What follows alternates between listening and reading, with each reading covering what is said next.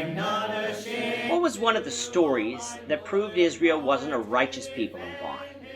This is the question that we seek to answer today as we continue our verse-by-verse study of the book of Deuteronomy on Walking Through the Bible. The glory of his cross. If you have a Bible with you, you can turn to Deuteronomy chapter 9. We're going to be reading from verses 7 to 14. If you don't have a Bible, don't worry. Just follow along with us on the screen. The version that we'll be reading from is the New King James Version. So Deuteronomy chapter 9, beginning verse 7.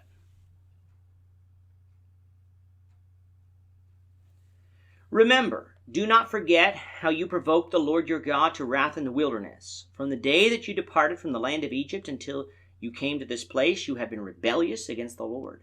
Also in Horeb you provoked the Lord to wrath, so that the Lord was angry enough with you to have destroyed you. When I went up into the mountain to receive the tablets of stone, the tablets of the covenant which the Lord made with you, then I stayed on the mountain 40 days and 40 nights. I neither ate bread nor drank water.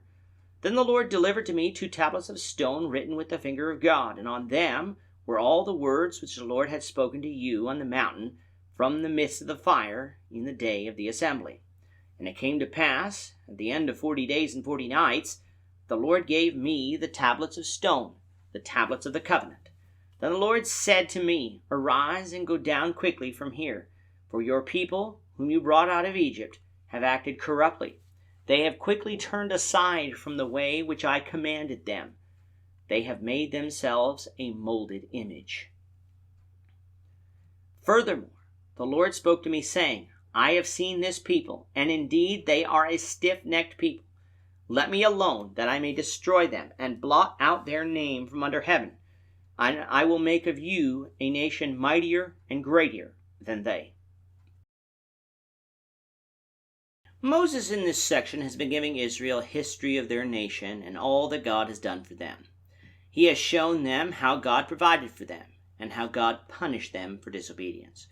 All of this should have motivated them in future generations to follow the Lord as this book is continually read among the people. In chapter 9, Moses wants to dispel the notion that Israel was receiving Canaan because they were a righteous people. Sure, the Canaanites were being destroyed because they went after idols and worshipped idols for centuries. But that didn't mean that the Israelites were a righteous people, and that is why they got to receive the land. No, they were receiving the land because of the promise made to faithful Abraham, an unconditional promise that God would keep.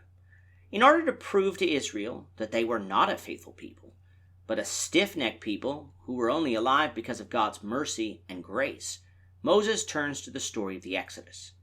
Israel exited Egypt by crossing over the Red Sea, the waters of which God miraculously parted. This brought them into the wilderness on the way to Mount Sinai. If Israel were a righteous people, they would have trusted in God to provide for them along their journey. For after all, he just delivered them from the Egyptian army, drowning said army in the Red Sea. But no, Israel complained about a lack of water and a lack of food, and then the fact that they were traveling through the wilderness. This wasn't evidence of righteousness, but of being stiff-necked. Then, of course, we get to Sinai. After hearing the thundering voice of God from the mountain, Israel wanted Moses to act as a mediator between God and them, for they feared dying if they continued hearing the voice of the Lord. God agreed, so Moses climbed Mount Sinai, where he received the tablets of the covenant that God was making with Israel.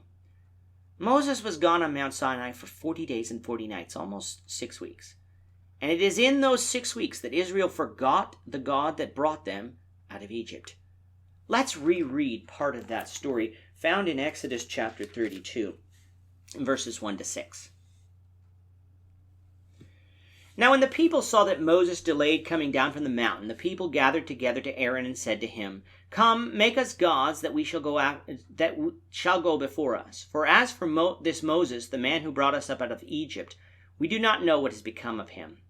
And Aaron said to them, Break off the golden earrings which are in the ears of your wives, your sons, and your daughters, and bring them to me. So all the people broke off the golden earrings which were in their ears, and brought them to Aaron. And he received the gold from their hand, and he fashioned it with an engraving tool, and made a molded calf. Then they said, This is your God, O Israel, that brought you out of the land of Egypt. So when Aaron saw it, he built an altar before it. And Aaron made a proclamation and said, "Tomorrow is a feast to the Lord." Then they rose early on the next day, offered burnt offerings, and brought peace offerings. And the people sat down to eat and drink, and rose up to play. Now let's stop and consider something. Israel was the one who asked God to allow Moses to go up to Mount Sinai to receive the law. Why then were they so quick to assume that Moses was lost or possibly dead? And why also would this lead them to create a golden calf to worship instead of the God whose voice had thundered from the mountain? The calf didn't send the plagues on Egypt, or part the Red Sea, or provide water from the rock, or manna from heaven. It didn't do those things because it hadn't been created yet, and even if it had been created, it could do nothing because it was made of inanimate gold. These weren't the actions of a righteous people, but a stiff-necked, rebellious people. This rebellion here was one of the instances where God said he would destroy Israel and make of Moses a mightier nation than they. Why didn't God do so? We'll read of that, the Lord willing, in the next lesson. With that, our time is up for today. Tomorrow is Thanksgiving Day in Ontario, Canada, so we will be taking a one-day break and return, the Lord willing, on Tuesday, October 12, 2021. When we return, we hope you'll join us for our discussion, Deuteronomy chapter 9, verses 15 to 21, as we continue our walk through the Bible, one verse at a time. Thank you for watching today's episode.